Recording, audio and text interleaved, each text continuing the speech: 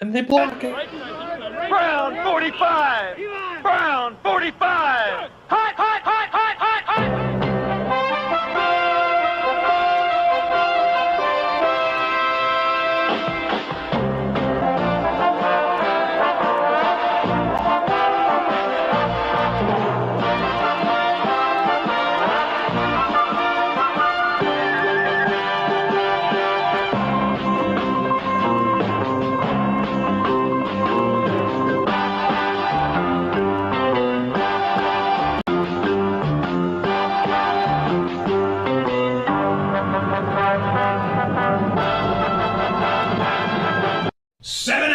Of commercial-free football start now. Boom. Now. What a fun day to be alive. The NFL, the birds are singing.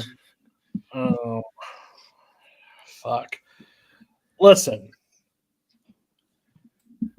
We'll talk about it in a second. First up. Should we just talk about it now? Like, really? No. That's not the point of the show. That's not the point of the show.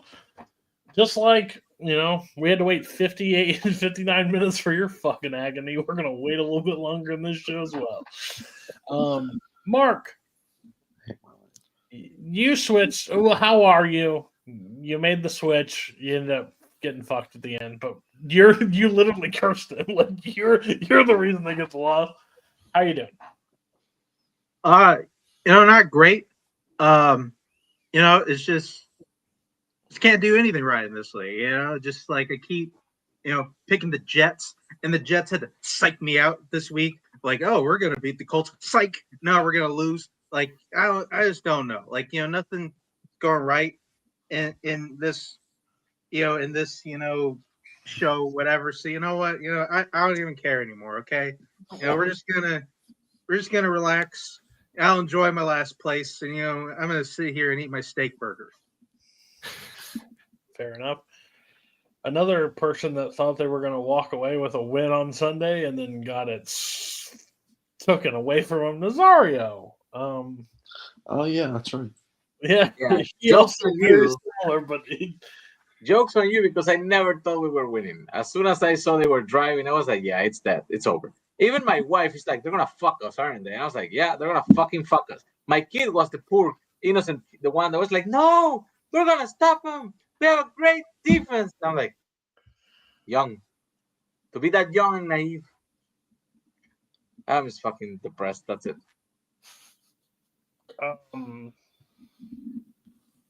Robert. The only person that can be very happy.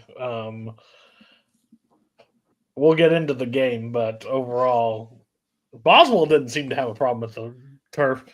The other guy seemed to have some issues with it. That's a little weird and concerning when you complain about the field and the other guy goes 6 for 6. But overall, how are you? I think you missed last week, right? I missed last couple weeks, unfortunately. Last couple weeks. Robert is back.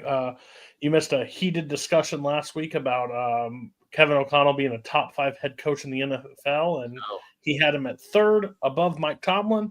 Thought that was interesting. That's fun. It's fun stuff. No coach has done less with more for so many years. How are you, Robert?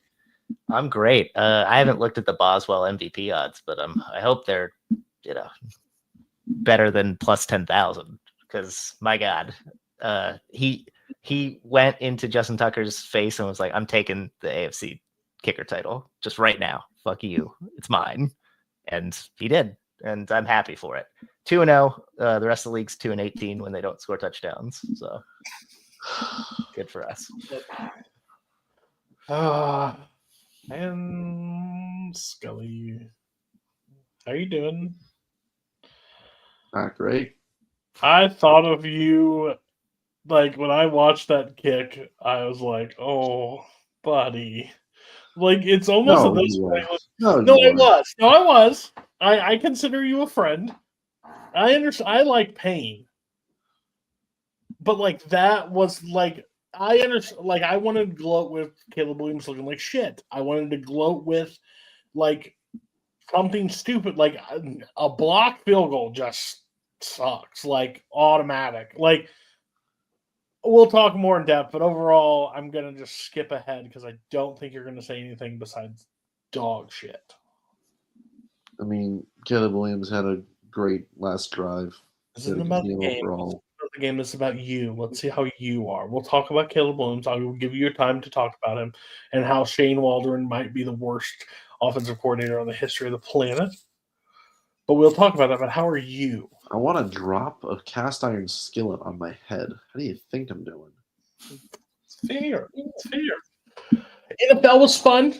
The NFL was fun this past week. Final quick highlights. The Chiefs finally dropped one in Buffalo and looked exactly how they expected to look after it. It was like, we don't fucking care. Because they don't play for right now. The undefeated's gone, so now the rest will be able to be there.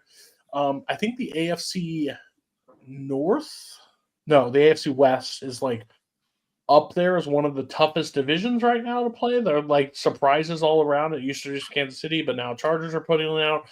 Broncos are motherfucking people left, right, and center. Sean Payton is a qualified coach that everybody threw him out of the way last week. Now he's back. Heartbreaker. I had the Jets minus 2.5, and then to get that scratch from a terrible, terrible fucking quarterback on the other side. He's bad. Terrible. He's bad. Jets are just worse. Like overall, like the city of New York is just a fucking dumpster fire, and it's just proven night in and night out that whole place just needs to be removed from the United States. Watch Civil War today. I would like them to succeed anytime now. Overall, we had a battle in the NFC West, where 49ers lose late. Minnesota, arguably one of the most fraudulent 8-2 teams I've ever seen in my fucking life, but you can't say anything because they still win. But holy shit, they can't put away anything. You can't say things. The Lions should be put on a report for abuse. They are just abusing people at this point. 5 picks from Goff the week before came out, looked like a juggernaut. But there's a few topics that I want to talk about. Boswell's comments, Tucker's comments after the game about complaining about the field conditions after your opponent kicks 6 successful field goals against you. That's crazy. That's insanity. Like you can say if you both miss, then you have a case to like argue like, man, these fields really sucked. Like we shouldn't play with college back to back. But it proves that the AFC North is the best division on television to like watch week in and week out. It doesn't matter win, lose, or draw. They're at least exciting when they go up against each other. Overall takeaway from that game is the Ravens a legit team. Like, can they win the Super Bowl? Because I have so many concerns after that game. Because I think the NFC is a really easy path to the Super Bowl.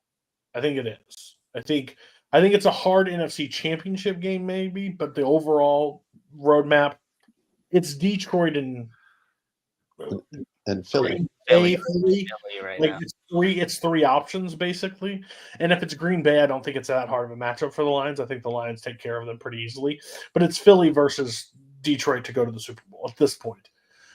My thing is the roadmap in the AFC is very difficult. The Ravens have a record that shows that they can be there, and they've played games, but they just don't have prime like finishing power, which makes no sense. Like, and again, it's Pittsburgh. He plays like shit in Pittsburgh every time he plays in Pittsburgh. Like, it's not a surprise. It was out there. It's why I picked them for 1 point last week because it's just I went with the numbers. But can the Ravens, based on your guys' look, they've lost to the Raiders, they've lost to Pittsburgh, they've lost to Cleveland, Yeah, and they lost to the Chiefs. They're not going to have home field at this pace. They could, but they're not because they have, 2 more losses than the Pittsburgh Steelers right now? yeah. Talking game and a half back. So going on the road, can Lamar and them win? Can they go to the Super Bowl? Discuss.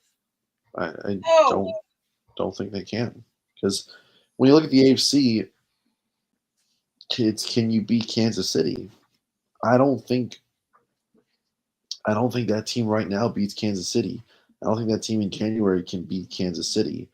I don't trust the offense to put together enough drives to put a dent in that Chiefs offense. And for as, lackluster Kansas City has looked this season, they're a different beast in January. Plus, they're going to get so much back. And exactly. They're going to get so much back. So much. They're going to get so much back for that. Oh, my Lord. We both have faith. There's so much back before that it's not going to matter either way. They're like the inverse of the Lions last year. The Lions last year, when they get into dogfights, they just can't stay with the other team. But if it's like a close game, if it's a defensive game, they pull through.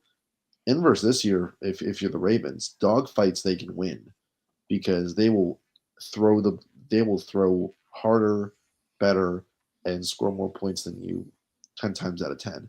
If it's a defensive catfight, it's over. They can't do anything. Robert, I honestly don't think they beat the Bills either. Like, I'm not sure that in January the Ravens did. They did by a lot, no. And they handled them very well. Like, whooped their ass. Nah, not in January. This year. Hold on. Pause. What's the January have to do? Do you know where? I know you're from a different country. Do you know where Baltimore is located?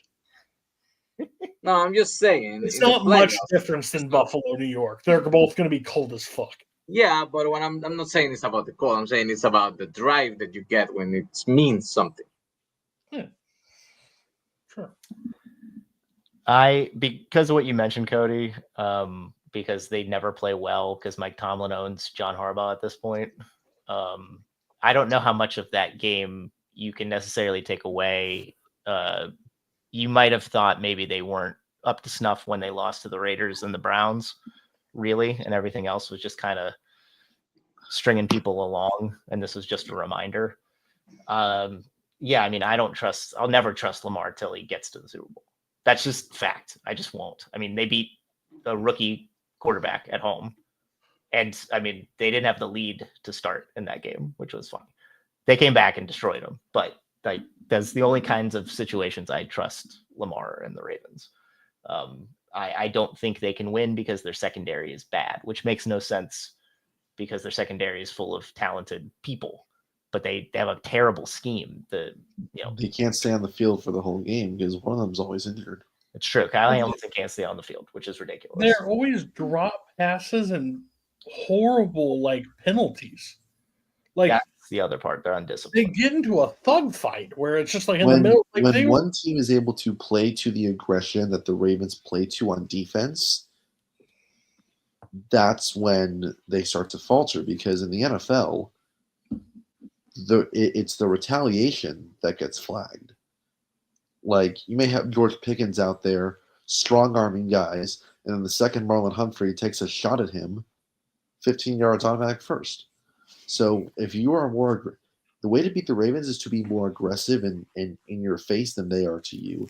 If you can show more aggressiveness, you're golden. Which you would think there's 4 teams that can do that to them. Right now, I think there's only 2. I think it's Pittsburgh and Kansas City. I think Buffalo could get there if they wanted to, and I think the Chargers could get there based on how they're playing defense and the Harbaugh connection. It's possible. Yeah, I think. Mark. Yeah, I actually think it's pretty simple. I think honestly, the Ravens can win the Super Bowl. They just can't play anybody from the NFC North on the road up there. I think I remember whenever I did my prediction thing, which everybody laughed at, which of course you should have because it was dumb. I think I had the Ravens losing in the divisional to the Browns. That could still happen. It's just to the wrong NFC North team. I should have picked the Steelers.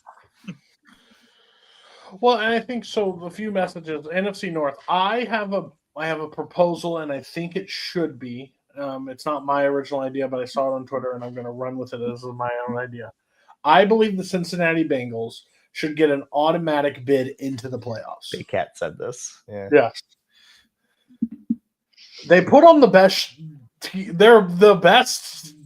The Ravens game was top, and then they followed it by. I was on I did roundtable on Sunday, and I was like, "Well, I'm gonna go watch the Bengals lose to the Chargers in convincing fashion because it was 6-21 or something at the point. 27-6 at one point. God's Lord, to just win. I was facing Jamar Chase, I think, in one of my fantasy leagues, and I was just like, holy shit, like this just keeps. I lost the previous week because of Jamar Chase in another league. That he followed me to this one, and I was just like, what the fuck are we doing? But why do you want to punish Joe Burrow like this? Like, why do we have to do that? I watch a show basically every once in a while, but it's on Barstool too. The guy, Marty Mush, which is a moron in Barstools, if you ever heard him, he's an idiot. But he said, look how much Joe Mixon means to Houston. Look at Cincinnati. They could have had him. And I was like, the running back is not the issue of Chase this. Brown is doing arguably. Chase Brown is doing everything he possibly can. He's arguably doing more because he's more effective in the passing game than Mixon was too.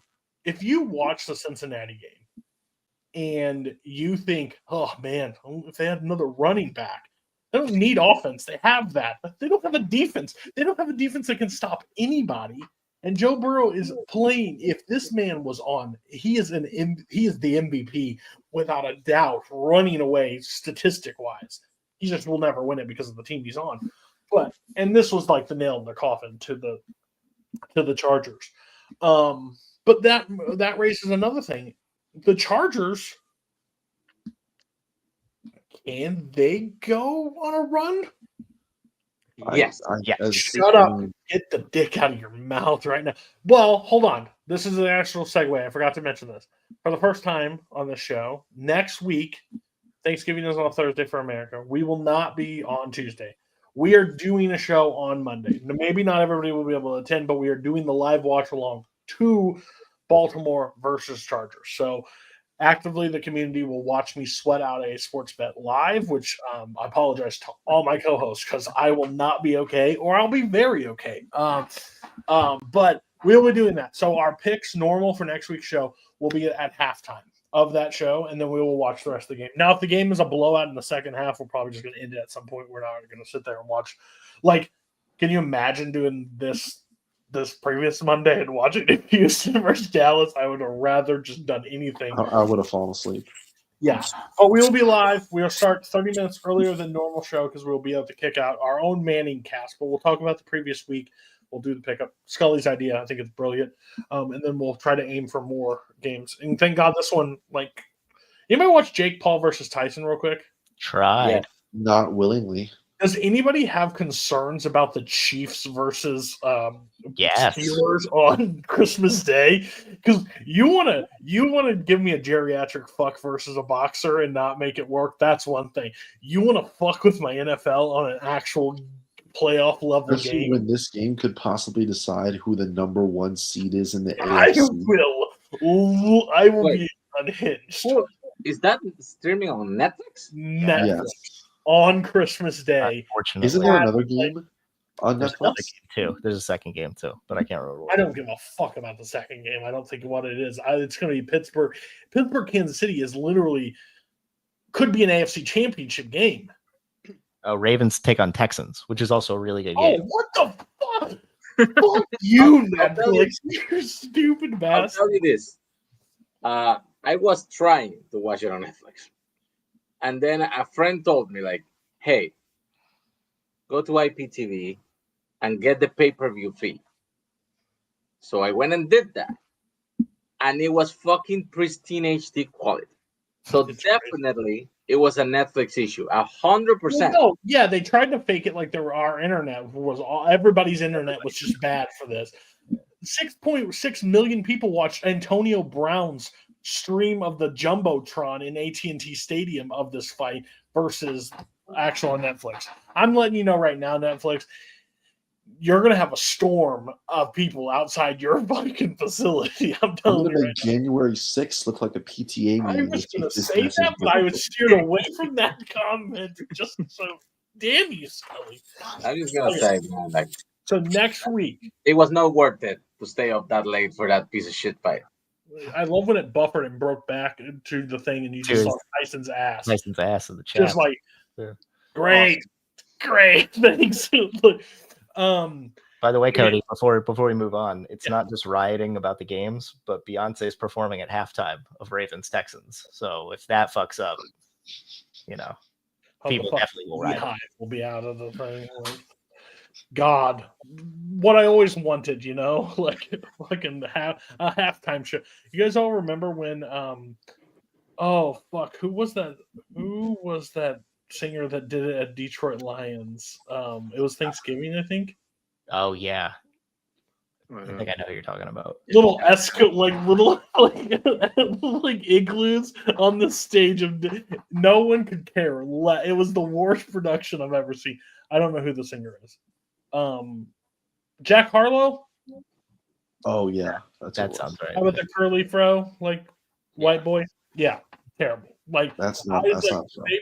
They put the budget of like, hey, you got $12, and somebody went to a fucking Dollar Tree and put Thankfully, considering that Netflix is doling out $250 million for things like Red One, I think the production value is going to be a little bit better this time.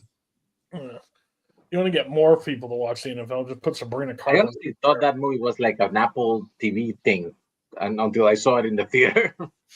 My kid wants to see it. I don't. Okay. So let's just peel the Band-Aid off.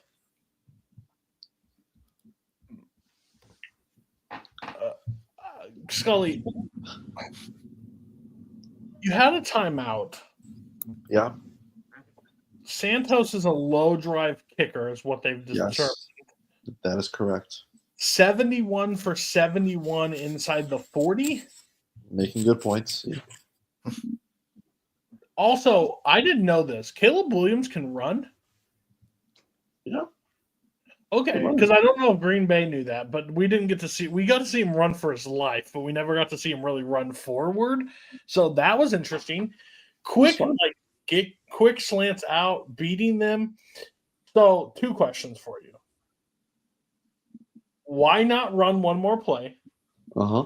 Or a couple. Because there was like 20 seconds or something. Like it was just they just stood there and stared at each other, and I was just like, I mean, a 46 isn't a guarantee by any stretch of the it should be, but like things could happen. And they said now there's a penalty on that play, so you can call it what you would like, but silver lining. It's not really. Why? Because so I don't even know this, but the chance of fumbling a football in an NFL game in that moment is 0.1%. Now, that was just a little too much for our, suburban dad head coach to handle. So he decides to just kind of skip. It's like when it's like when you're at the end of an episode and you're just like going to like skip to the ends and just trying to skip to the end, but then you skip too far and you see like somebody dead on screen. You're like, oh, what the fuck? What happened? What the fuck happened? So you try to go back. That's pretty much what happened. I have a question for you. So we both know this other manager in another sport named Aaron Boone. And when he goes to the podium and says like the dumbest shit possible, like it's right in front of us. It is right in front of us. So when Eberflus says that pain isn't, what did he say? Like it's not forever, it's temporary or something. Does he know the history between the Packers and the Bears, like since Favre?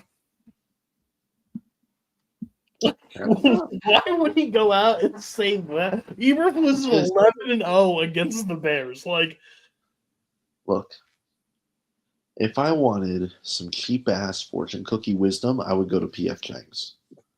Instead, I have to sit here and watch this man with a This man has better haircuts than he has defensive play calls. This is ridiculous at this point because it's because then I like 6 hours later I'm watching Jim Harbaugh run another play and call a timeout before a Hail Mary, scores a touchdown on his final play, calls a timeout before the Hail Mary. They bring 5 guys on fucking Joe Burrow. He has to throw the ball a second earlier than he wants. And I guarantee you, if Burrow had that extra second, he would have found Higgins in stride for that touchdown. I guarantee you that's what would have happened. But no, he calls a timeout, brings the extra man of pressure, ball's released early, batted down, game over. Imagine if we had done that against the Commanders. And imagine if he had actually. You did rush 3. There was a guy just standing. Not really. In the field looking. He needed that guy to pay attention, though. That was the issue. He's a quarterback spy. Yeah. There's that guy that was waving to the crowd too. Yeah. Yeah, you know what? We don't talk I about loved White Sox Dave from Barstool recording the field goal, and as soon as it dumps, he just drops the ball. Look, if you want a guy who's even more depressed than I am, look at White Sox Bears fans. They're living. They're legitimate. That is an old person. But my thing is, you flip both of these games. You're 6-4, and you're in the hunt. Like you're in. Like we probably beat New England as well if we're not so fucking down in the dumps. You guys look like the absolute dog shit. Well, I know, but I'm saying you still got to fire Shane Waldron. I mean, look. By the way, the fact that in Thomas Brown's first game, he actually had quick slants and outs ready for Caleb Williams to throw to DJ Moore and Rome Odunze instead of Keenan Allen and fucking DeAndre Carter speaks volumes about how out of touch the secretary was with the personnel. You still got to score, but the Green for where he doesn't have a passing touchdown, but he looked miles better of a like. And again, that's just situational. And I was about to put in the group chat. I'm like, oh, at least they saved all their sacks for right now because he didn't get sacked much. When he got sacked, it started how every Bears drive was going to start. It was 2 sacks. Then he saves himself by getting this 3rd and 19 or whatever, converts it to beautiful. I about died when he saves his life, and then he gets that other one. I just remember looking up. I put it in the group chat. I looked down for a second to look at like a fantasy score, and I looked up because I didn't have the audio on that game. And I looked up and I just saw Christian Watson running down the field with not a human being near him. And I was just like, what happened? I hate him. Look, I hate Jordan Love so much, not because I don't think he's a good person, but because this man will throw up lollipop asses for fucking football throws, and magically they find their ways into the hands of their receiver. They're not even good throws. He is, look, I can be as salty as I want at this point. He is probably the luckiest quarterback in the league right now. Oh. So I am begging you. I am begging you. Watch some of the throws that he completes and tell me that if this team didn't have the fucking devil magic behind them, those are picked and going the other way. So what you're saying is that I was right and they overpaid him. Well, I mean, you can't really overpay a quarterback in this NFL because it's either you have a quarterback or you have nothing. I mean, look at this. Like, here's the thing. It's like the Steelers. Mike Tomlin was able to survive, and we're all coming into the season. We're like 8-9, like let's 9-8. He's going to have a winning record, but he can't do anything. The moment we get him a capable quarterback, he had Kenny fucking Pickett and Ben Roethlisberger at the end of his life, like end of his career. I haven't seen Big Ben, so I don't know if he's still with us or not. But on his football field, he looked like he was near death. And they were able to survive that middle of the road. Now he has a capable quarterback. Got 2 of them. Capable-ish. They're 2 capable-ish quarterbacks. Well, yeah, like that throw in the end zone when he did that interception. I literally was just like, "There's no." Here's the thing. That is such a signature Russell Wilson throw because in 2015, that is one of the greatest touchdown plays that you will see that season. But now, because, well, honestly, Darnell Washington should have jumped up for that football. I don't know why. That's the thing every Steeler fan's been hoping for is that they would throw passes up in the red zone. to Darnell Washington. And the man he has bricks on his feet. The man can't jump. He can't jump. He can't do that. But overall, capable quarterback, 8-2. Defense was just as strong last year. Get a new quarterback, get 2 quarterbacks. Now they did exactly what I've been wanting them to do this past few, is to fucking Justin Fields slides down like a yard short. Like, you dumb. They thought Will was in there. But, like, You can overall, take Fields out of Chicago. You can't take Chicago out of they're Fields. able to do both of those things. Now they have 2 different packages that they're able to run. I think that team is in prime shape, and like Mike Tomlin is a fucking genius because, like, say what you want, the Ravens didn't allow a touchdown and lost that game. Like, that's just embarrassing at that point. Kevin O'Connell, We used to do that. top 5 head coach in the NFL, like barely beats the Tennessee Titans, 23-13, right? Or yeah, just arguably one of the most frustrating fucking teams on planet Earth. Who did they barely beat last week that they should have lost to? The Jags. Mac Jones. Yeah, Jags, them. 7.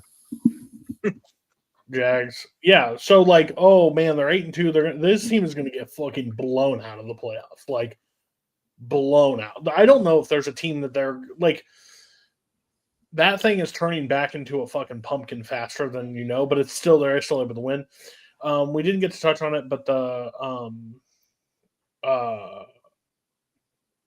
Eagles taking care of the Commanders it got closer near the end, but it was, I don't know what happened. I wish I understood what the Philadelphia Eagles are as a team. I just don't like how they started the season to where they are now, I guess they're trusting Saquon. Like, I don't know. Like, they'll crash back down to earth. I don't think I've been waiting for the crash. It's 8-2. I don't think it's coming. The Commanders don't play well against actual good teams. So no, I know. Oh yeah, that's a fool's gold. That is the Bears. That offense has not looked very efficient. That is an absolute fool's gold team. They are punching the bad teams and struggling against the good teams. Their best wins against Arizona. It's the Cliff Kingsbury December effect is what's going on. Maybe we should. Yeah. Maybe Cliff Kingsbury was the one who is addicted to Call of Duty. Maybe. I thought that game was going to be a lot closer, but basically, who's the cornerback that shut down Terry McLaurin? Like, absolutely gave him nothing. Quinyon Mitchell. Quinyon Mitchell, yeah, just completely shut him down. That defense has looked really good. They still make stupid decisions, but again, that team is like heading right for a collision course with Detroit and the Tampa. Sure. We'll see what happens with that. What else did I don't want to miss anything. What else do we need to talk about from week 11?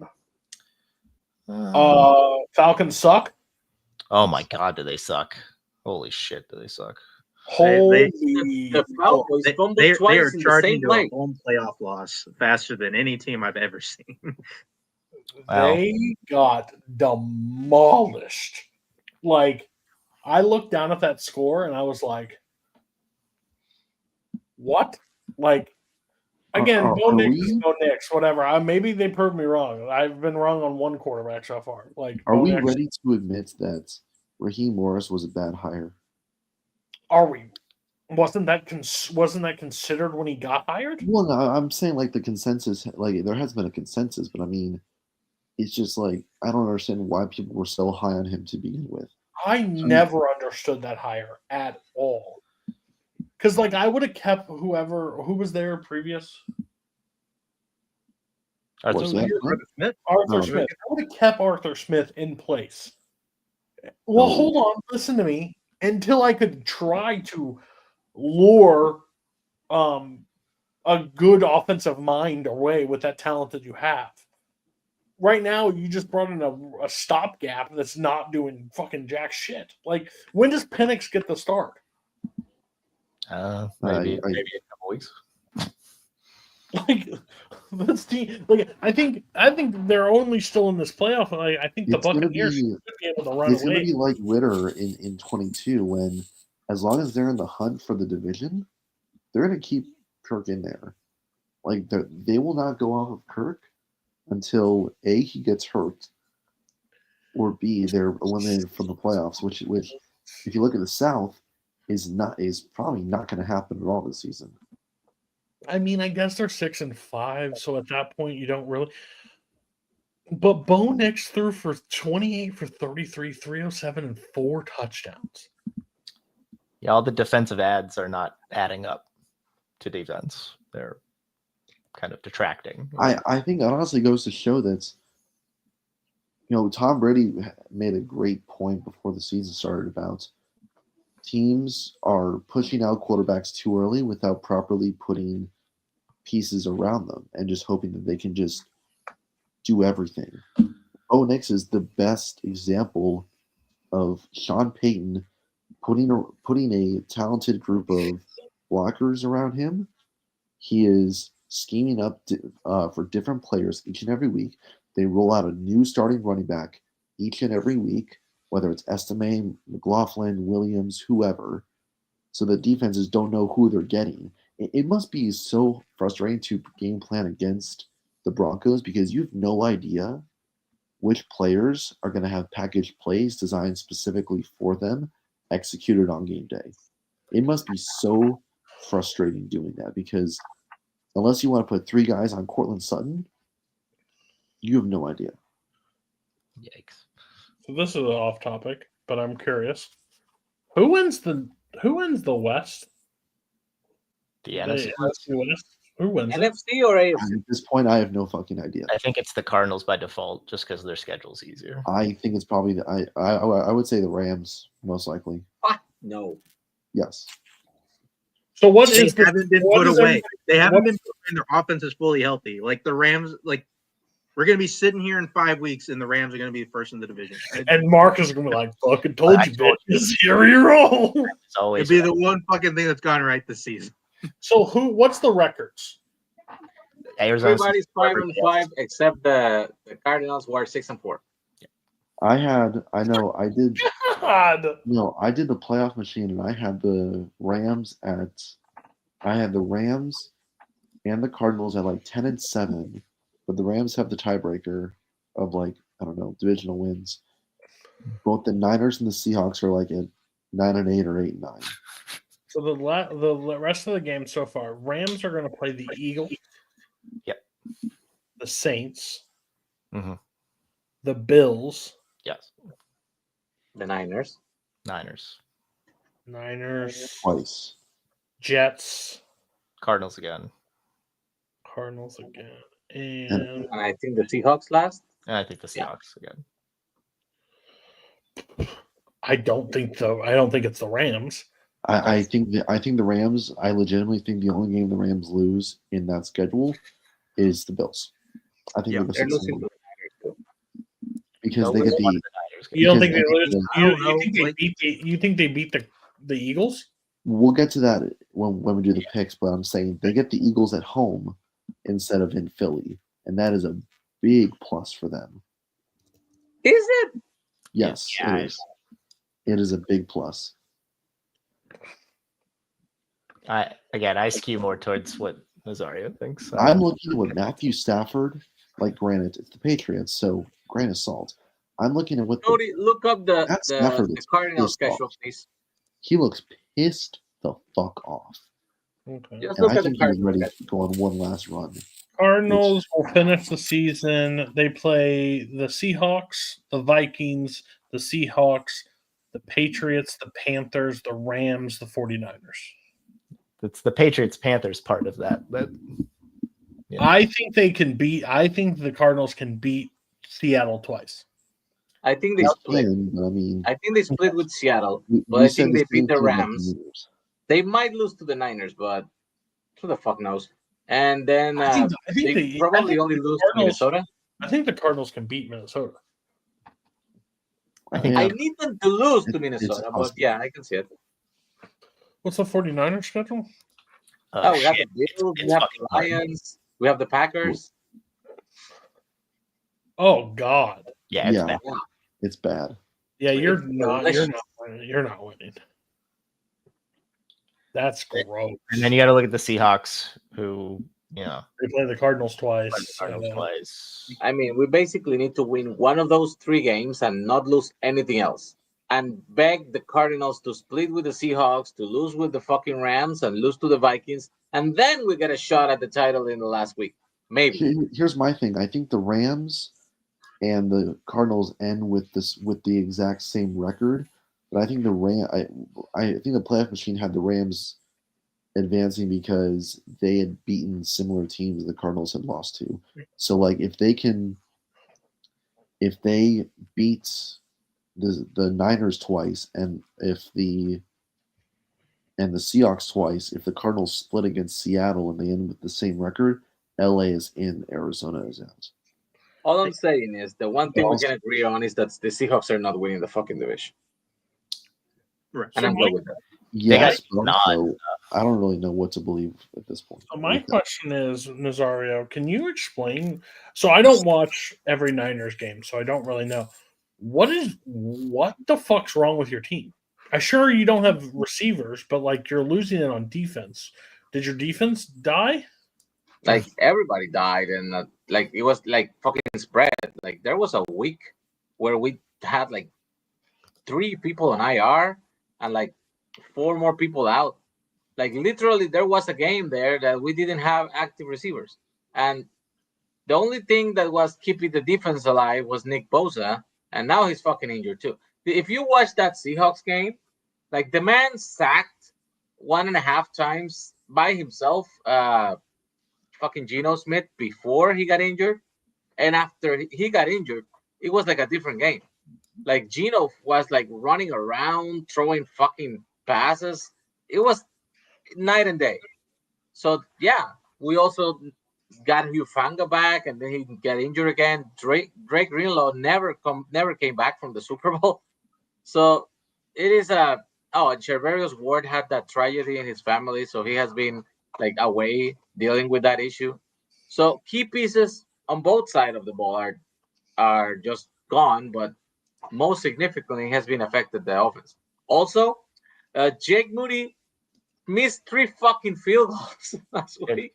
And Debo wanted to murder him right on the field. Oh yeah.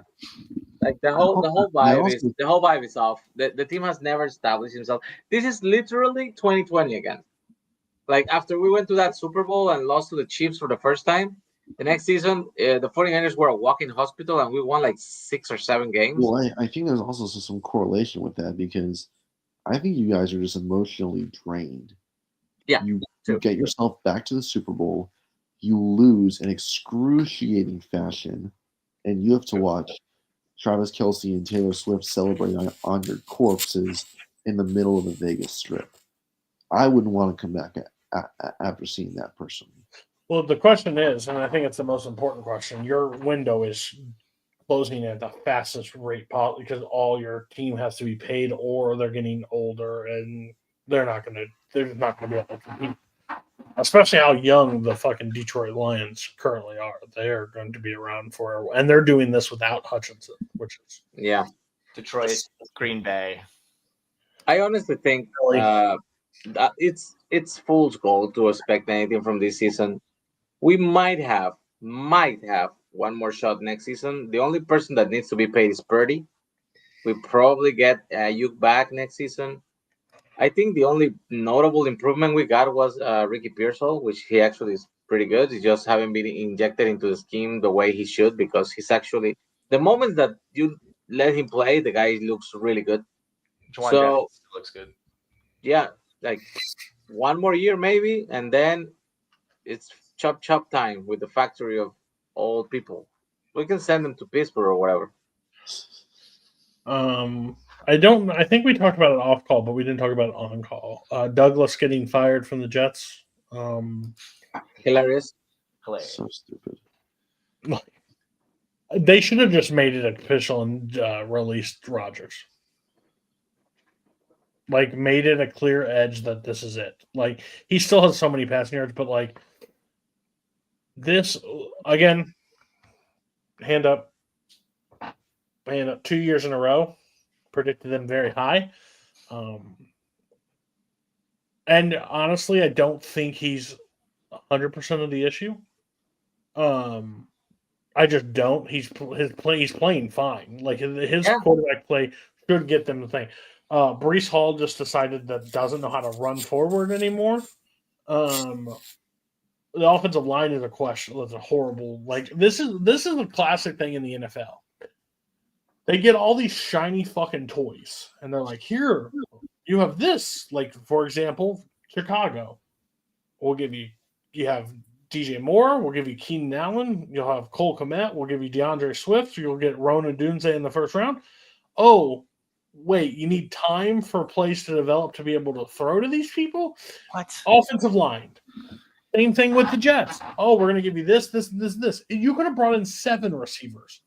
If you can't stand in the pocket and let plays develop, you're not going to win games long term. Jared Goff, I don't consider like the world beater of quarterbacks. But the problem is he gets to stand behind an offensive line that is arguably one of the top 5 in the NFL. So at that point in time, he's got time to plays develop. So he shows that he can be a better quarterback. And it's this disgust. Like, sure, maybe, here's a thought. Before, because you can blame Caleb, like the classic thing is like, oh, Caleb Williams versus Jaden Daniels or Bryce Young versus CJ Stroud.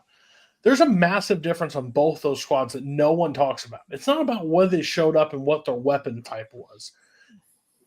Carolina's offensive line was worse than Houston's offensive line. By miles. Same thing with Chicago and Washington. Washington's line was insanely better than Chicago's. So overall, both quarterbacks probably could succeed in both situations. Now, there are problems from both quarterbacks' perspectives where they hold the ball too long, but also when you've been shot at so many times and hit so many times, you probably don't have the confidence that you can chuck this ball. So, but it's this weird thing is like maybe instead of just going and wait, because now they wasted draft capital bringing in Keenan Allen, they brought in all these people, they did the things that they were supposed to bring this talent in. When I know you can't trade for offensive line, but this is what my entire stance was: sit Williams. But everybody they rush the acceleration process because they thought, oh, we have a fucking great defense. We rush the offensive weapons. But they needed to draft. So you sit Williams. He learns his offense completely as it is. Put him in for the last 4 or 5 games of the season. Let him get that experience. And then draft O-linemen when it comes time or sign them in free agency, whatever you need to do. But we're wasting these young, good quarterbacks by just throwing them out there. The reason Bo Nix is able to survive and do well, his offense is great. Offensive line is great. I was going to ask a silly question, but Scully, you answer. Yeah. Is this season more successful? This particular one? And if the number 1 pick is Joe Alt and you draft Bo Nix at 9. No. Okay. Because organizationally you still have Matt Eberflus, whose coach is scared, and Shane Waldron, who can draw up pass concepts. Because here's my thing. It's not a talent issue because there are certain guys on the O-line. There are certain guys on the O-line who have very strong games. Very strong games. It all boils down to coaching and the lack of discipline. Cole Kmet and Keenan Allen both said that during the off-season workouts, there was no intensity. That there was no sense of urgency. It was like we'll get there in time. We have all these guys. No reason why we can't just go out and win. And that mindset, that coaching mindset, does not equate to success. It equates to thinking that you're better than you are. It leads to more losing. It leads to essentially coaching scared because you've led your team to believe one thing, and your actions prove that you're not that thing. So it's Joe Alt would have been fantastic. The line would be marginally better with him, but my question is, do you think it's coaching? I would rather go back in time and hire Jim Harbaugh. That's what I would do. Well, my question is, wouldn't we all? Do you think? I'm fine. We're not talking about you right now. Do you think Caleb Williams is going to be better having gone through the season, or worse because of having to go through the season? I mean, I really don't think it matters that much. I mean, for him, obviously this sucks, but at the end of the day, again, it's a yes and no thing because it sucks that he's going through this, but also he now knows what this is like. I mean, all these quarterbacks that we talk about, that they don't lose very much. How old too? How old's DJ? 27. 26 or 27. How old's Keenan? 31, 32. He's 31. But I mean, but I again, for Caleb, I don't think it matters all that much because at least now he has an offensive coordinator who is going to let him rip that ball, and for him, that's just going to create more confidence. If you guys would have drafted, as long as they can do that for him down the stretch, I don't see any potential issues with his development. And hopefully, when all is said and done, the last 3-4 weeks can be just considered a minor step back in his development instead of detrimental to the long-term outlook. Do you guys think if you would have drafted Patrick Mahomes, you would have ruined him? Absolutely. Absolutely. Because organizationally, it's rooted in tradition and never rooted in winning. It's rooted in, well, what's worked for us before? Oh. What a weird franchise to base themselves on tradition. Like, you're not the fucking Yankees. You don't have 27 rings. Like, what are you guys what is your tradition of being awful? Yeah. Not having quarterbacks or receivers? When ownerships don't know football and all they know is history, you end up with archaic mindsets, and you always hire people who, like, we have Bill Polian, 150-year-old Bill fucking Polian, come in to consult on the last head coaching search.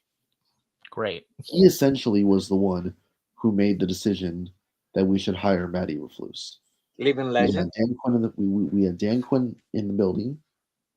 Didn't choose him. We had Jim Caldwell in the building. Didn't choose him. And we chose yet another first time.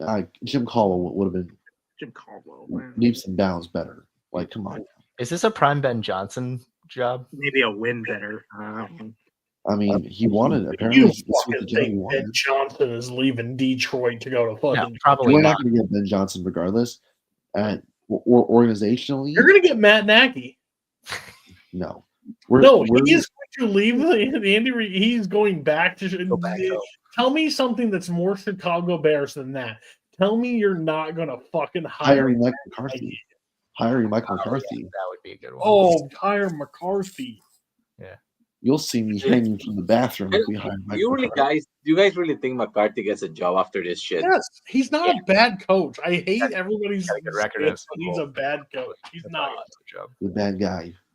He may be a bad guy, but he's not a bad coach. You say so.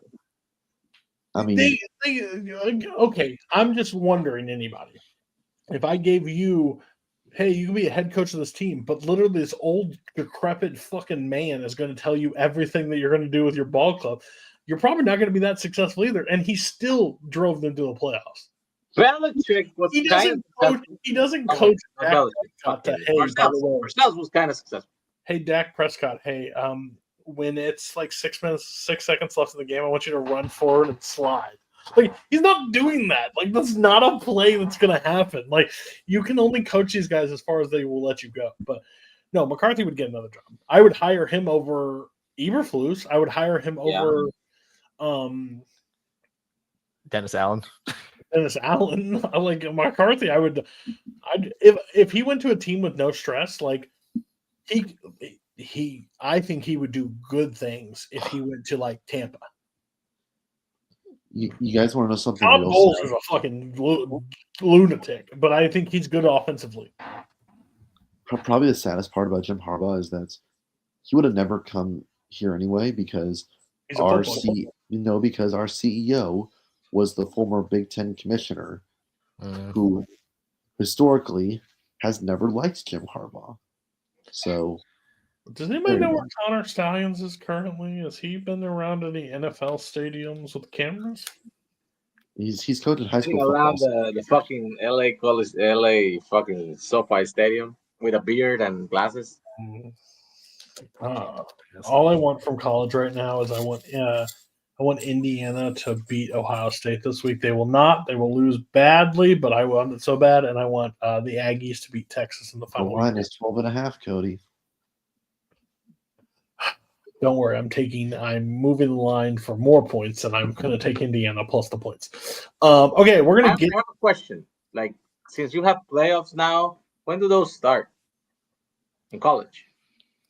There's two more. There's 2 more weeks of regular season, this week and next week, and then conference championship. And conference championships, which if you lose that, it's affected, and if you win that, it doesn't really do shit for you. It's the dumbest policy ever.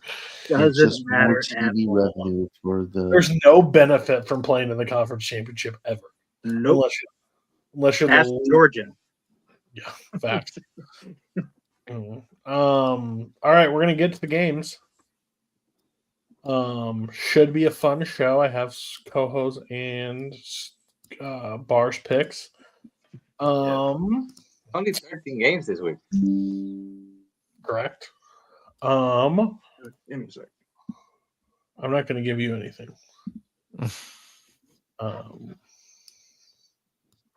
By the way, we'll probably reveal during the show next week, but everybody can go back and watch it. But I will remind everybody of what we picked, the predictions so far, and how bad or how off we are on some of the projections for the season of where we thought teams are going to be. Let's just say Minnesota. We have them at 3-14. They are 8-2, baby. I mean, we is very liberal because a lot of us fought on a few of these teams. No, you didn't. You and Mark had the Jets at like 12-5. We had the Jets 11-6. Yeah, I think it was like 11-6. I had them winning. What's the Jets record right now? 3-8. They could run the rest of the table and just be off by 2. Yeah. Anything can happen. And if my aunt had wheels, she'd be a bike. It's like cop it up. Now you're lucky that's the joke I chose to say. Uh-huh. Okay, first game of the slate. Let's just talk about the games that just are going to be complete disgusting blowouts. We're going to start with Detroit going to Indianapolis. Bloodbath. Anybody got that under 12 or 13 points this week? Yep. Okay, so Scully, what's your point value? 12. Robert? Dirty dozen. Mark? Yeah, I think our top 4 should be pretty similar. Like it's got to be these 4. Wouldn't make any sense. But yeah, give me the Lions for 13. Nazario. 12. That's 12. Yeah, that's cool. This is America. We speak English. I got it. What are you doing, Scully? You're writing a blog for your.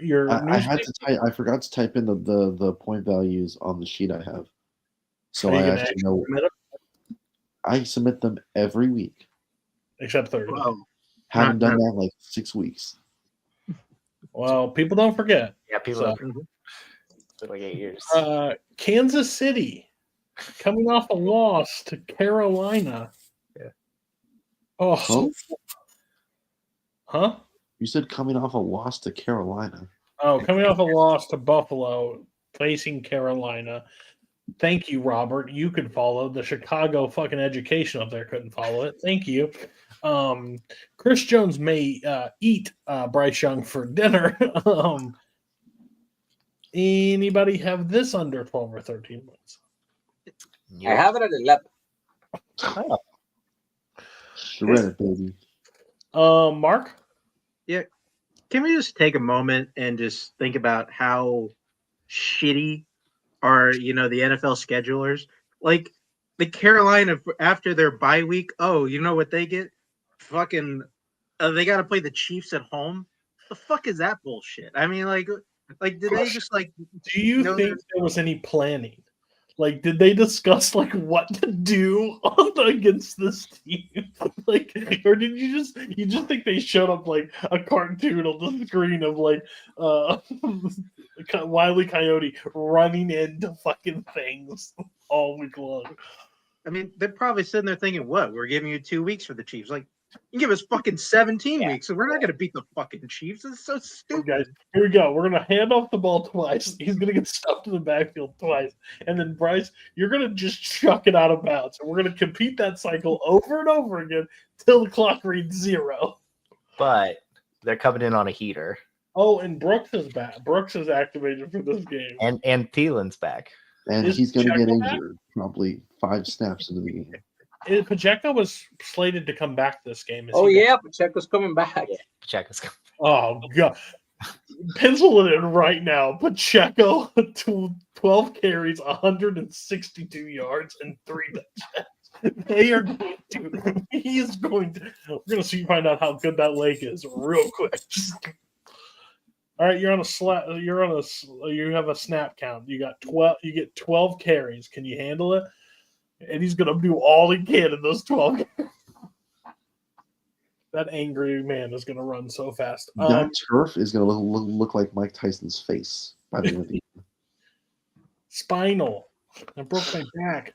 Mark, what was your point value? 12, I'm guessing? 12, yes. 12. Robert, 13? Yep. Okay. Scully, 13? Yeah. Okay. Barr has Detroit for 12. I have Detroit for 13. Coho has Detroit for 12. Coho has Kansas City for 13. I have Kansas City for 12. Fucking shocker. Wow. And Barr has Kansas City for 13. He said the top 4. Let's see if I can just nail it here. Denver going to the Raiders.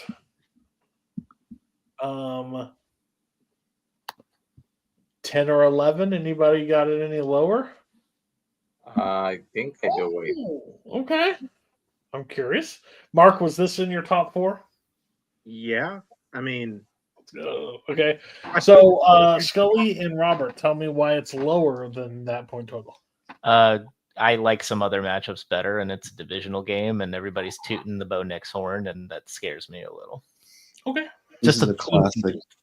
So what is your point value on that? 9. Okay, so that's close. Yeah, mine's 9 as well. I mean, this could easily also be a gigantic trap game. Yeah. That Antonio Pierce is going to beat his chest over for a few weeks if they end up winning. Listen, I talked a bunch of shit. I'm also at 9. I didn't realize the point. So I'm also 9. So, but looking on it, it probably should have been in the 10 or 11 range. Divisional games are always iffy at best, even if you think it's a shitty team with a very strong team. And this time, I don't think the Broncos are as great as people are thinking. I think they're good, but the Raiders may surprise people. I'm going to pick the Broncos, but only for 5. So when we raised hands, why didn't you raise 8? Like, what do you mean there is surprise people? Like, what surprise is coming? Jacoby Myers. It might fucking win. Yo, can somebody pull up Jacoby Myers' stat line? Amir Abdullah legacy game. Here we go. Mark threw that shit in my face at the start of the season. Jacoby Myers, what's his stat line? Somebody find it for me. He was fucking good last year. I don't know what to tell you. Okay, Jacoby Myers has been solid for several years, just not this one, I think. And trust me, when trade deadline happened, I wanted the Steelers to grab Jacoby Myers and not fucking Mike Williams. I wanted it. The argument worked for that week. Okay? 458 yards and 2 touchdowns. He's also got Minshew and Aiden O'Connell throw the ball. Mark, what's Denver's point total? 11 or 10? It's 10. One slightly better than that. But yeah, come on. I don't know what we're talking about. The Raiders suck. Like, come on. They're going to surprise us. What does Sean Payton and Bo Nix have to do to convince people at this point? I was last year saying the Broncos are going to suck worse than like any other team before. Like, I mean, come on, I should be the last one to come around to the Broncos. We Joey did Myers have them fantasy finishing second in the division, Denver. So He's averaging about 13 points per game. Jacoby Myers is. That's not bad. His Well, best game no, was week 3, where he had 21.2 points. yeah, but how many receptions? How many yards? Ah, fuck, I don't know. Yeah, okay. I mean, Wan'Dale Robinson is like top 20. I don't know. Okay, Like, so I'm stuck between these two being the high scoring, but we'll find out. I'm going to say Houston versus Tennessee. Is that a high score for everybody? It's in the top 4. I have it at Mark? 6. Whoa. I have it at 8 for Texans. You have Texans at 8. Yes. Okay. Is this the week where we all pick the same game, the same winners? Yeah. Possible. Nobody Oh, makes is it? any ground up. Those are good choice. Mark, what do you got? I mean, I got the Texans for 11. I mean, like, again, the Titans are 2-8. I mean, like, what? No, what they are suck. you doing here? They're god awful. Like, what? I mean, come on. And yet, in our fantasy league, if I had played Will Levis over Cooper Rush, I would have won against him. Joe Mixon's going to run for like 400 yards like this next week. Like, what are we doing? Cooper Rush. I didn't have any quarterbacks. Yeah. Yeah. It would be nice if they could get Nico Collins involved. I'm going to be starting to fighting Tommy DeVito next week. Sick. Week 12 is probably the worst bye week for Tommy fantasy. Cutlets. Oh, for you, Scully, it's the worst. I looked at it. You are fucked. Kamara, Bijan, Jamar Chase. Yeah. all It's off. pretty bad. Robert, what do you got? I got him Bijan for Al-Gaid not looking too good. Stop talking. I got him for 10. I think it's solid. You know, Trying to do a show here. which one? The Solid. Pirates? The Pirate I'll go show? full Mike Tyson if you're not careful. Nazario, what do you got? We're talking about the Broncos, right? No, wait, the fucking Texans. Texans? Yes, welcome to the show. I said 6 a while back. No, you didn't. I think he did, but it was Okay, well, you didn't grab the host attention. yeah. Another big score game. I'm pretty sure everybody will have this high. If they're not, I'm really confused. Dallas going to Washington. By the way, Coho has Houston for 10. I have Houston for 10. Coho has Houston for 9. Bar has Houston for 9. Nazario, Washington versus Dallas, or Dallas versus Washington. 13 points. I think the Cowboys are done winning this year. Whoa. I was in a fantasy league. I was in Amara's fantasy league. I needed Houston's defense to score 17 points to win. That touchdown saved me. It was one of the greatest walk-off ever. And they got the touchdown made me lose by 2, and then they were able, Cooper Rush decided just to stand in the pocket and get hit twice for 2 sacks, and that was a W. Mark. Yeah. This should play out like it should. Just Washington, Cliff Kingsbury make me a little nervous. Still taking Washington. I'll do it for 8. Yeah, still pretty high. Top half. How many points? 8. Did Can anybody you imagine if they put Trey Lance on and he just fucking rocks it? What? Nothing. Are you both drunk? Did anybody hear Mark sound like a slurring pirate at the beginning of that? Just A little bit, yeah. It was like Okay, just making sure I wasn't crazy. I forget what he said. It was like they're gonna. Robert. I have him at 8 as well. There's one other game I think should be in the top 4 as we haven't mentioned yet. Okay. I think it's the one that I have also high, but Scully. I got it for 10. So let me see if I can cap this off. Tampa Bay There we facing go. Tommy Cutlets. Tommy Cutlets, American hero. Can you imagine just being Drew Lock? I don't know. He's been on ESPN for years, but He's an offensive lineman, and he's like, "This is why they're not a serious organization." Drew Lock's been your backup and you sit him and wait, and now you're gonna go with the fucking comedy show, the act, the joke. I was like, it's because Drew Lock has incentives, and they're just definitely not paying for it. So, but I have Tampa Bay for 11. I think they just bull rush. I think this team is. I think the Giants are fucking garbage. I think they're awful, and even if they're in it, they know how to play the NFL draft. Lay down, just fucking lose. Like, I don't know why more teams should just like pull. I'd pull all the starters at the end of the game.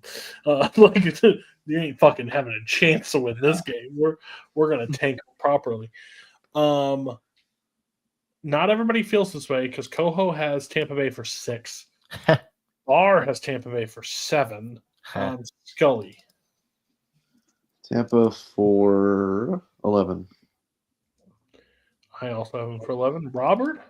I have a fantasy league where I have Bucky Irving and Rashad White, and I think I'm going to play them both in this game because I believe that they will both score heavily. 11 as well. So you say this is how we get 37 Sean Tucker points. I know, but they were all the other two were also good in that game too, just not as good. Mark, give me the only reason. I'm just thinking you're like saying fuck it with points. Give me Tommy DeVito. You're gonna bet on him. Man, there are better places to take shots here. The only reason why this isn't higher is because the other 4 are just going to be total beatdowns. But yeah, this is Tampa Bay for 9. This is easy. Nazario. 7.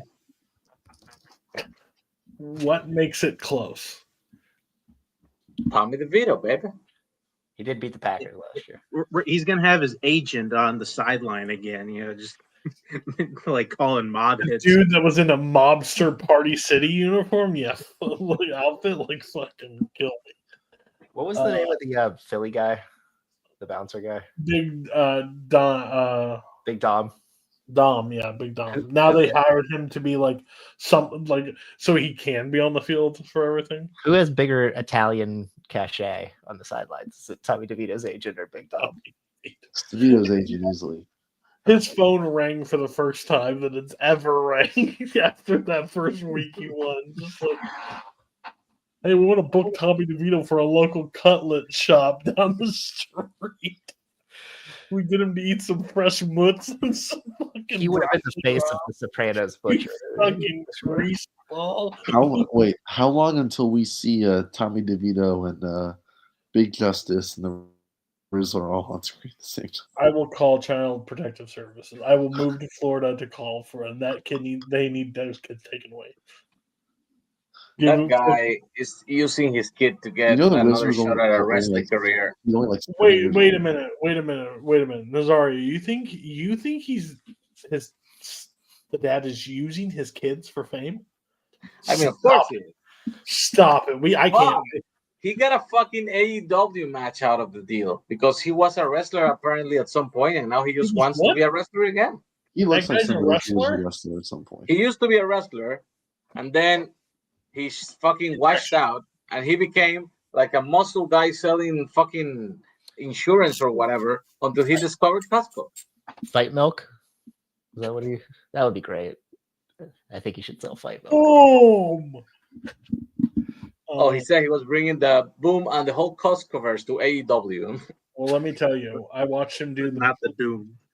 The world's largest boom to an FAU game, a football game, and it was the most silent I've ever heard a football game in my life. There was an It was so bad they fired Tom Herman. They're like, who the fuck is this guy? Boom. Okay. New England going to Miami. We're going to Miami. Nazario. Dolphins for 9. Mark. Still November. Yeah, the Dolphins own the Patriots, so it's maybe should be higher too, but put them at 7. Robert. This is the Jalen Polk heel toe game. And then we got Drake May, and everything was bright in New England. But I also have the Dolphins for 7. Scully. 7, baby, 7. I really wish one of the people that are not here could just come here to describe their point value, but Coho has Miami for 5. Barr has Miami for 1 point. Oh my God. He's got one of those feelings about it. In his creaky joints. Yeah. Miami Going to the Super Bowl. Here we go against Cleveland. We're gonna start with Scully. We just keep going slowly down my list of point values because I have this game for 6. This game gives me the heebie-jeebies a little bit. I would be very afraid if I was Robert, because I think the last time these two teams played on Thursday night, there were a few helmets used as violent, blunt objects. Yeah. And I think anyone who's ever seen Russell Wilson's Danger Witch commercial would have no problem utilizing one of those helmets against Russell Wilson. So, hey, he apologized. No, it still hurts. He didn't try to kill him. He just did. Nazario. I'm gonna go with Mr. Unlimited again. Mr. Limited. Unlimited. But it is Thursday, so it gets the 1. Should have already put it down. Damn it. Mark. Yeah, listen, you just don't want to get on the wrong side of my boy Myles Garrett. When that happens, shit just goes down. Okay, it's probably what's gonna happen here. I mean, NFC North Thursday night. This is like the easiest 1-pointer I've ever placed. Yeah, still picking the Steelers, but I mean, pussy. I just want to say this is like the 5th time Mark has called the AFC North the NFC North. Yeah, it's weird. Whatever. He's drunk. He's drunk. I don't care anymore. I have Pittsburgh for 4 because I am terrified to have this game. Even though the Saints just completely crushed them, that's what they want you to believe. That's what, like, oh, they just lost. Don't worry. Motherfuckers going to come down to like a 21-24, like close ass fucking goal. Barr has Pittsburgh for 8. Oho has Pittsburgh for 11. Jesus fuck. Robert, give me your analysis. There have been plenty of times over the years, even in key peak Ben era stuff, where they go to Cleveland on Thursdays and they go there to die. Sometimes there's crazy ass wind. Sometimes there's crazy ass rain. Sometimes they just run into Baker Mayfield and for some reason can't figure him out before he goes on his sojourn into Tampa. I came across an interesting stat here while we were talking. Justin Fields and Russell Wilson have both led 11 drives inside the 10-yard line. Russell Wilson has 4 touchdowns, 5 field goals. Justin Fields has 8 touchdowns, 1 field goal. There have been a little bit of a groundswell to put Fields back in for this game because it's Thursday night, and they're like, we don't need Russ, and let's see what Justin can do after the time away. I don't think they should do that, but I do think they should let him play more packages in the red zone because his running ability is, I think, the only thing that can actually help them score touchdowns there. All that being said, they can't have the letdown. I think this team's a little different, slightly. So I'm going Steelers for 4 as well. I almost went 1, but there's some games I'm picking that I don't really like that are less than that. So Arizona Cardinals. This being one of them. Facing Seattle Seahawks.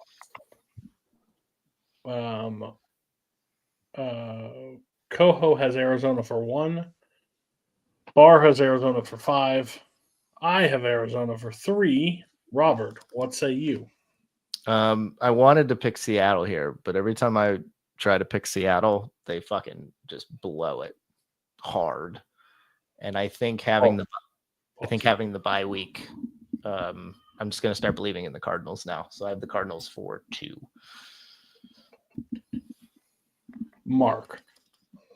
Yeah, I've talked a lot of shit about the Cardinals this year. I will give them this. They're the only team in the NFC West. Nailed it. Only team in the NFC West that consistently has wanted to win football games this season. They're the only one. So yeah, for that reason, give me the Cardinals for 6. That's called confidence. Nazario, you're the whisperer of the West, even though you have no clue what's going to happen. I mean, the Cardinals are probably going to win, but I need them to lose, so I'm going to pick the Seahawks for 4. Love this. I like the logic.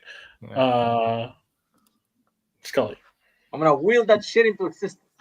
Never seen a Niners fan pick the Seahawks so much in my life. I'm taking the Cardinals for 4.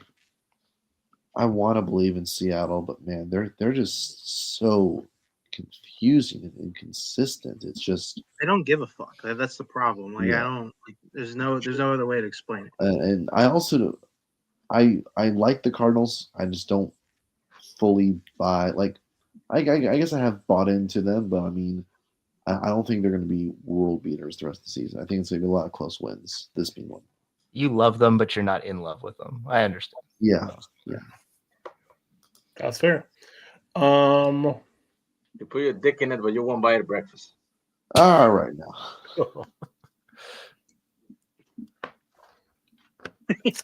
Quite a while.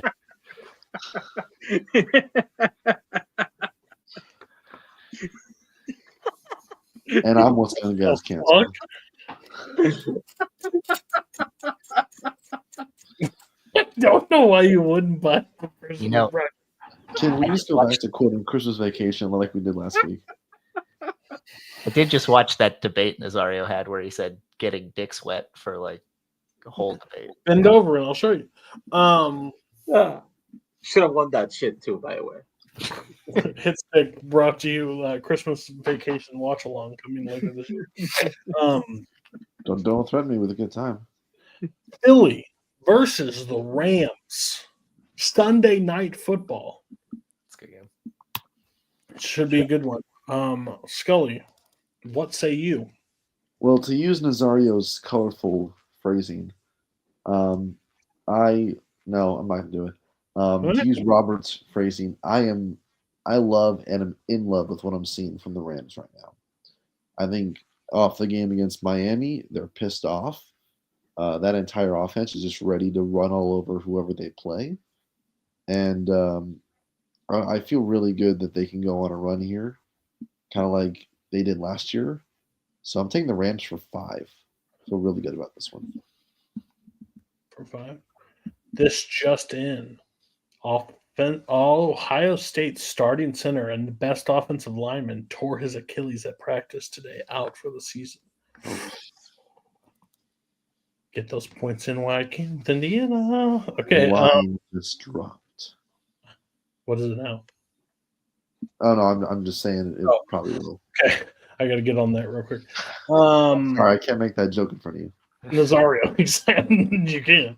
Let me look at that real quick. And keep the breakfast and dick out of this one, okay, please? Thank you. It will disappoint, but I won't think it starts this week. I'm gonna go with the Dirty Birds for Temple. Dirty Birds for 10. Scully, did you say Rams for 5? Yeah, 5. Okay. Mark. Yeah. I mean, history is repeating itself. It's happened last year. The Rams everybody was talking them down. Nobody thought they'd make it. And then they look at that. They went on a run. They ended up in the playoffs. I think same shit's going to happen this year.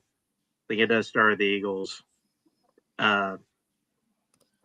Eagles they definitely look really good, but I mean, as long as you can kind of keep the offensive bay, which is a lot of people have been able to do, I think the Rams have a good shot. So yeah, give me the Rams for 2.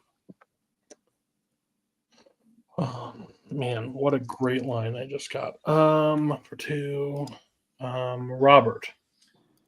I'm not as sold on these sheep. On the sheep, we'll call them sheep for now. They lost to Miami in a game they probably should have won at home, and then they barely kept the Pats at bay. And if they're as good as we think they should be, they probably should have won that by 2 scores at least.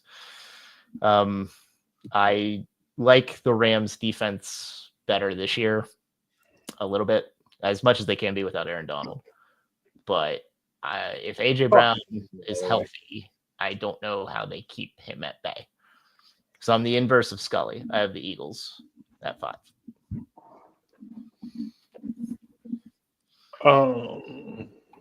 Philly for 5?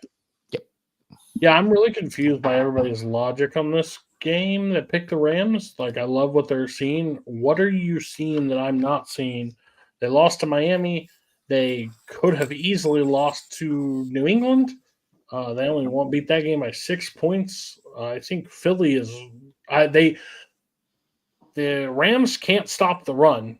They have struggled with the run all season long, and there are multiple people that can run on Philly, and one is arguably the best running back in the league, or top 3, Saquon Barkley. So at that point in time, I have to take Philly, and I have Philly for 6. I think Philly runs, and playing in LA means nothing. Like, those fans, they don't have fans at all. Like, Philly might have more fans in that crowd on that game than that's what I was saying. Like, they were before they were saying like it's a fucking advantage. SoFi Stadium is like a melting pot. Everybody gets there. Yeah, like when 49ers, and I know it's California, so that's different, but when it's all red. Yeah. It's all red, every bit of it. So that's what it is. Okay. Did Bart pick the Eagles? He did for 6 points. Coho picked the Rams for 4. So yeah, it sounds about right. It sounds like our splits. Everything's on brand.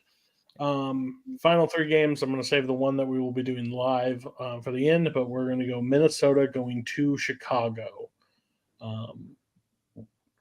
God damn, do I want one of these scenarios? I want so bad for Minnesota to win this, to lose this game, like in convincing fashion. Just don't think it's going to happen. But I have Minnesota for 5.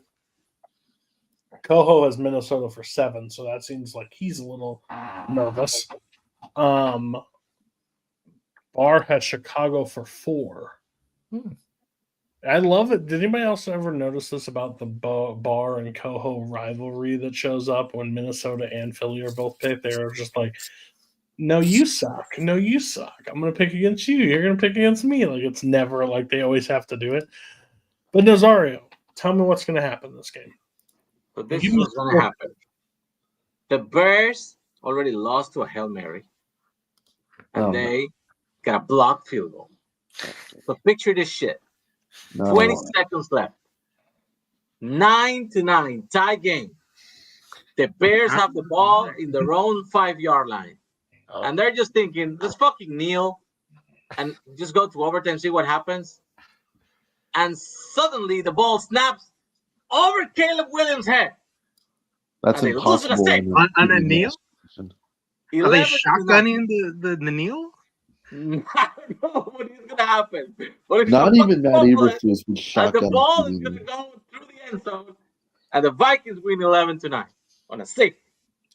If my team loses 9-11, that might actually be my 13th reason. By the way, Scully, I'm in a group chat with you, and what you just sent, jail. I'm not 8 wrong. points on the Vikings, by the way. He's not wrong. Anybody ever remember the football player Michael Sam? Yeah. Scully just shared a tweet that Michael Sam went both ways, and no one said that he deserved the Heisman. Yikes. Jail. Just on down the record, jail. What did you? So you put Minnesota for how many points? 8 points, winning 11-9. 8 points of 11-9 game. Like that's confidence. Mark. Yeah, at some point, like, this shit has to catch up to Minnesota. They can't keep getting away with this, and like, I just have to think, the Bears had fight in them, especially just they keep losing the way they do, and they're gonna play the Vikings. At some point, the Bears just aren't gonna give a shit anymore, and maybe this is the week where they put a signature beat down at home. So yeah, I'll take the Bears for 3. Bears for 3. Robert. I think the Bears are broken. Like, Island of Misfit Toys. I don't know if we could have another Christmas. A year without Santa Claus. Terrifier 3 coming in, murdering the entire family type of broken dreams. And because of that... Spoiler. Sorry. Yeah, well. I hope that movie would make $100 million. My dreams. Sorry, Coach. I'm picking Minnesota for 6 because defensive reasons. I just think Brian Flores will confuse Caleb a bit. Scully, give me the insight. So, I think this is going to be a very low-scoring game, probably reminiscent of the last game that the Vikings and Bears played, which was quite literally just a pissing contest. Who had the longer stream? Turns out it was us at the end. We actually won on a game-winning field goal, if you can believe it. No. Yeah, right. Yeah, that's right. I remember that. Yes, Brian Flores does give us issues, but Matt Eberflus, say what you will, he knows how to confuse the Kevin O'Connell offense. Has allowed less than 20 points in both the matchups last year. I don't see why it stops this game. I think there's going to be some kind of some sense of urgency from the offense to play up to the standard. So I'm going to take the Bears for 2. I'm letting you know. Don't feel great about it, but you know what? Anything to make Caleb Coho miserable, because I swear to God, if I see that fucking team at 9-3, just terrible. The only 9-3 team we should be watching is LSU. That was perfect. All I'm saying is nothing will make me happier than going into that Monday night stream with the Chicago Bears that beat the Minnesota Vikings, and Coho will find every excuse to end that call soon as possible. You idiot! He's not going to show up. What? Whoa! Idiot! What the fuck? You think he's showing up after a Vikings loss? You're out of your mind. We'll publicly suspend him if he does well. San Francisco 49ers going to the land of the cheese. I have Green Bay for 2. Coho has San Fran for 2. Barr has San Fran for 2. Scully, what say you? I'm going to go the Niners for 3. Objectively, the Packers did not play a good game on Sunday. The offense looked very, very suspect. And to be honest, I just think Jordan Love's bad throws are going to catch up to him at some point and cost his team a game. Not bad throws. And I foresee that happening in this one. The defense also gave up way too many chunk plays. I mean, if they're allowing 40-yard touchdowns by Swift, what the fuck is McCaffrey going to do to them? But I think it'll be a close game regardless, but I like the Niners fairly in this one.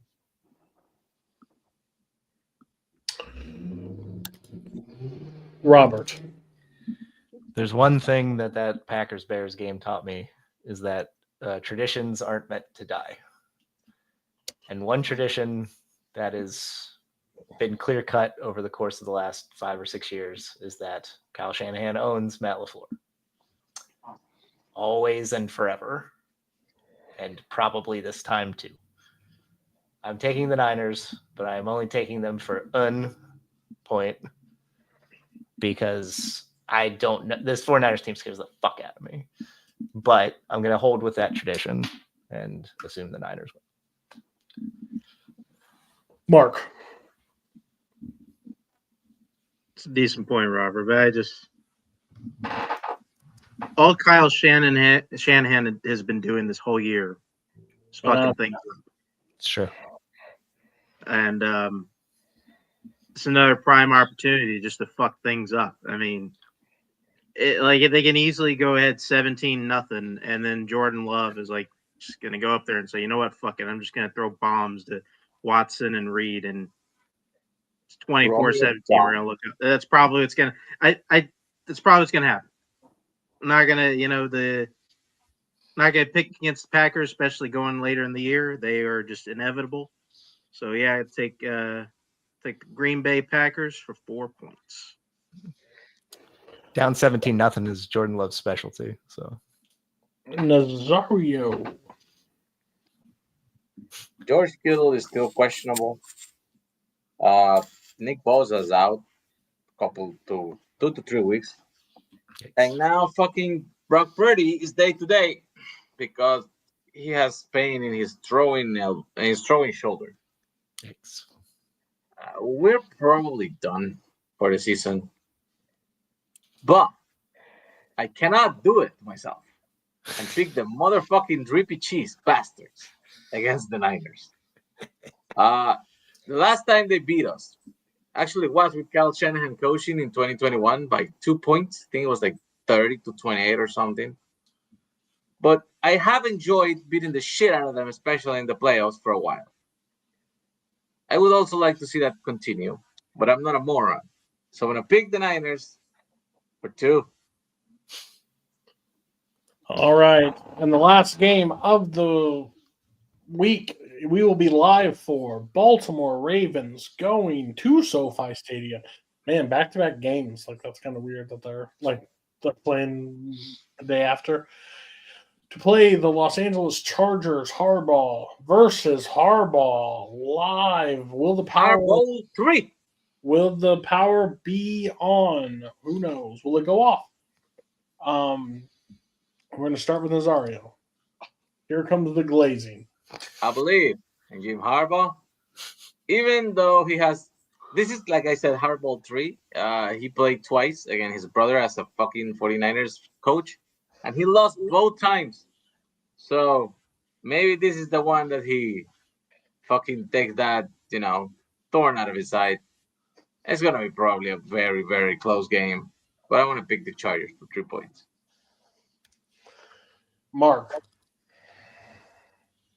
Yep, we're going to stick with the Chargers until they just don't do it.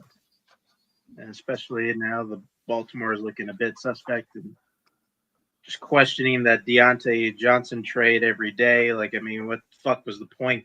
Like, we're just going to put him on the field for 11 snaps. I mean, I love that they targeted him too early and did nothing. Did nothing. Whatever. Yeah, give me the Chargers for 5. Ruin my fucking fantasy team for no reason. What'd you say? Chargers for 5? Yeah. Robert. I like to believe Bowling. that John will continue his semi-dominance over Jim. AFC North pride being what it is, I don't think what was shown against the Steelers is a blueprint that everybody can match. Now, the Chargers probably have a decent chance to do it because they got technically the best scoring defense in football, but who have they necessarily played as big-time offenses? And Cincinnati scored 27. I am picking the Ravens because I don't think they will lose this many games in a row and look this shitty. I'm picking them for 3. Scully. Yeah. Like the last game with the Chargers. Biggest toss-up of the week. But I mean, I think the Chargers are legit. I think they found something. Herbert's playing like he was playing his first couple years in the league. He's kind of recaptured that fireball of an arm he's got. Harbaugh's his leadership is really what's driving this team forward, and this team could easily find itself in the AFC Championship game if they continue this. Ravens, I mean, they got to find that spark again, and maybe they will. But I think in a tight game this week, I'm going to go with the Chargers for 1 point. Charger for 1 point. And also, the winner of this game gets sole possession of the first wild card spot in the AFC. Oh, the And Texans will own the tiebreaker as well. Saturday special game with the Texans. Yeah, it's a big game. If everybody shows up to the watch along, we will have 3 on for the 4 for the Chargers, 3 for the Ravens. Me, Robert, and Coho Ravens. The rest Chargers. Bar has Chargers for 3. Coho has Ravens for 3. I have Ravens for 1 point. Think you can beat so now we're down to eliminator picks. The only ones still in it are Mark, I believe. No, Nazario, Robert, Bar, and myself still. Bar has selected Kansas City. I have selected Washington. Bam. And bam. Nazario, what is your pick? I hate him, so I'm never gonna fucking pick him again. So he fucking Chiefs. Let's go. Destroy the Panthers. And Robert. I will take the Texans hosting the Titans of Tennessee. All right.